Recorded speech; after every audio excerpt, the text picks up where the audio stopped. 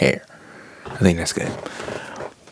What's going on YouTube? It's your boy Pusky back with another video, and this is a little bit of a different video. What are we going to be doing? What are we going to be talking about? Well, I'm going to go ahead and do a review. Yes, I'm going to be doing a full-fledged review of that pretty ball sitting right here. The track Archetype.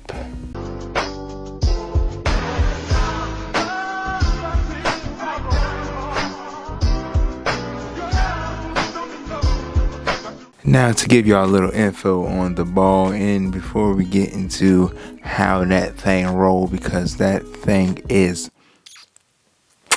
exquisite. I love it. I'm gonna go ahead and give you some information on the ball so you guys can make your own opinions and shape it towards your game if it is a ball that you want, if it is a ball that you might not want.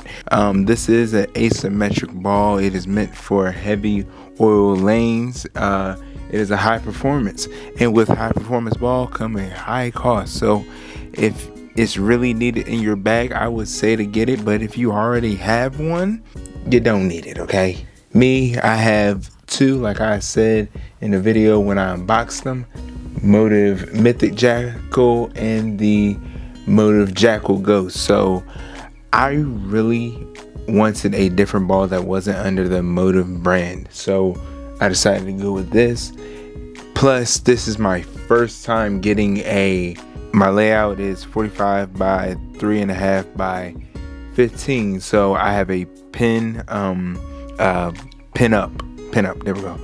A pin up high performance asymmetric ball. Now with this ball, the core is the I-Core 3.0. Now you might have heard of the I-Core if you are in if you know about bowling or are a track bowling, hammer bowling type person.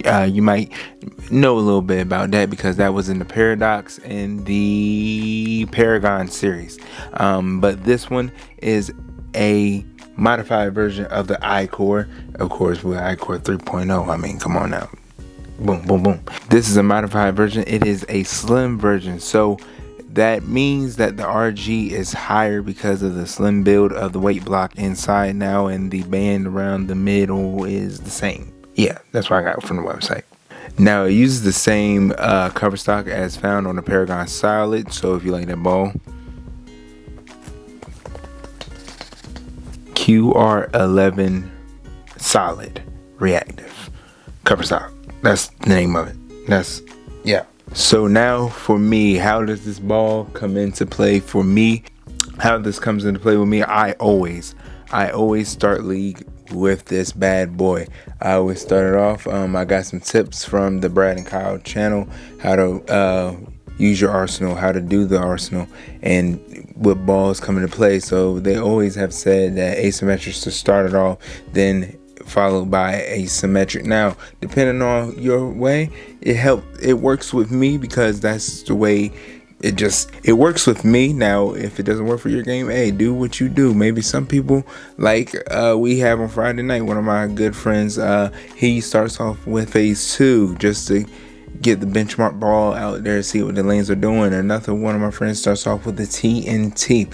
So depending on what type of bowler you are, and depending on what you have in your bag, I mean, do whatever feels right to you. I'm not going to sit up here and tell you, oh, you need to start with this and da da da.